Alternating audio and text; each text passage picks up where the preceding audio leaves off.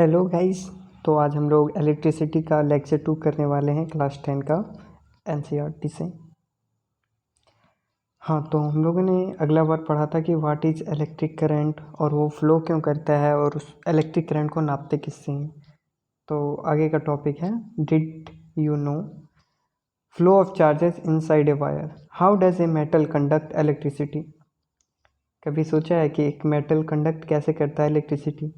You would think that a low energy electron would have greater difficulty passing through a solid conductor. Inside the solid, the atoms are packed together with very little spacing between them. But it turns out that electrons are able to travel through a perfect solid crystal smoothly and easily, almost as if they were in a vacuum. The motion of electron in a conductor, however, is very different from the changes in empty space. When a steady current flows through a conductor, the electron is to move with a certain average drift speed. ये point note कीजिएगा। When a steady current flows through a conductor, the electron in it move with a certain average drift speed. One can calculate this drift speed of electron for a typical copper wire carrying a small current, and it is found to be actually very small, of the order of 1 millimeter per second.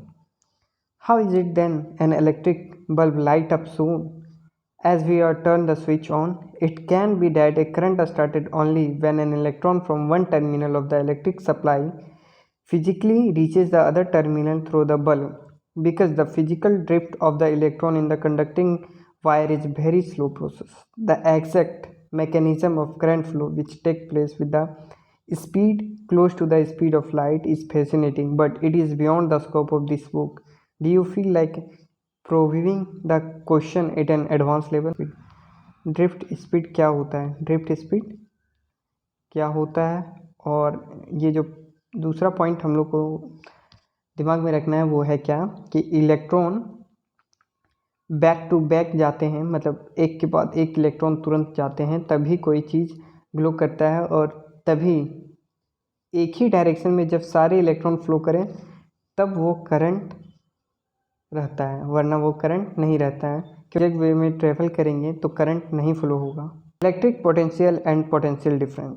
अब जो next topic है वो है electric potential and potential difference. What makes the electric charge to flow? Let us consider the analogy of flow of water. Charges do not flow in the copper wire by themself. देखो, charge flow क्यों करते हैं? आखिर flow करने का कोई तो reason होगा। तो charges do not flow in a copper wire by themself, वो खुद से ही कॉपर वायर में ट्रेवल नहीं करते। Just as a water in a perfectly horizontal tube does not flow if one end of the tube is connected to the tank water kept at higher level such that there is a pressure difference between the two ends of tube, water flows out the other end of the tube. For flow of charges in a conducting metallic wire, the gravity of course has no role to play. The electron move only if there difference in electric pressure called the potential difference. आइए अब इसे समझते हैं। मान लो दोनों tank, एक tank और ये दूसरा टैंक आपस में जुड़े हुए, एक यहाँ भाल्व लगा हुआ है। भाल्व होता है जो मतलब बैक फ्लो को बचाता है, ठीक है। तो मान लो कि इसमें इतना वाटर है और इसमें इतना वाटर है, तो इससे ये फ्लो होके वाटर जो है वो इसमें जाएगा, ऑब्वियस सी बात है। तो उसी तरह जो इलेक्ट्रॉन है वो हाई पोटेंशियल से लो पोटेंशियल की ओर जाते हैं,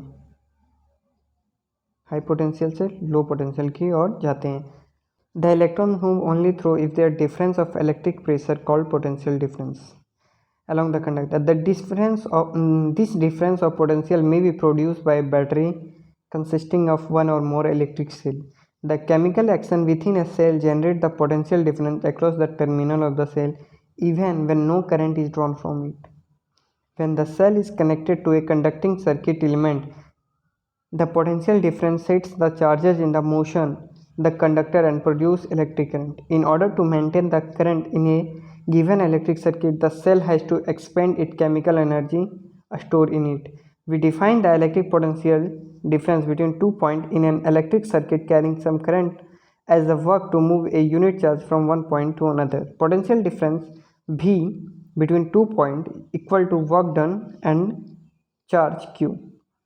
The SI unit of electric potential difference is volt, named after Alessandro Volta, 1745 to 1827, an Italian physicist.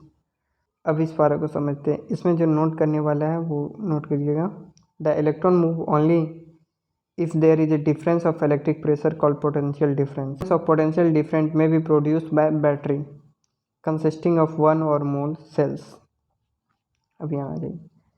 Electric potential difference between 2 points is an electric circuit carrying some current as work done to move a unit charge from one point to another. Let say एक charge है जो कि infinity में है।